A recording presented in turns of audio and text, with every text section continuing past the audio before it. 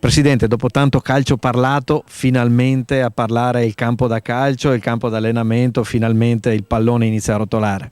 Sì, questa mattina ho visto le ragazze molto cariche, molto determinate, sicuramente affronteranno un'ottima stagione. Anche perché noi puntiamo subito in alto, io voglio arrivare il più alto possibile. Questa settimana qui in altura finalmente è uscito anche il sole per preparare al meglio questa stagione, un campionato che si preannuncia molto livellato, lo dicevano anche le ragazze prima, e quindi non ci sarà mai da dormire, da star tranquilli. Mai, noi non dormiremo mai, abbiamo sicuramente 2 o 3 avversari importanti e lotteremo al massimo per riuscire ad avere i risultati che abbiamo promesso ai nostri spettatori.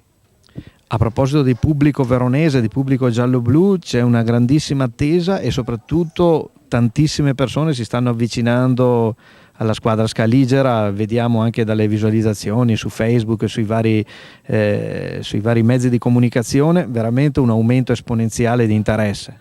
È quello che vogliamo e chiediamo ai nostri spettatori, di venire a trovarci, di vedere queste splendide ragazze che giocano, e un divertimento unico che troveranno nel campo, con situazioni che adesso stiamo ancora progettando per trovare soluzioni migliori ancora per portare il nostro pubblico a vedere le nostre partite.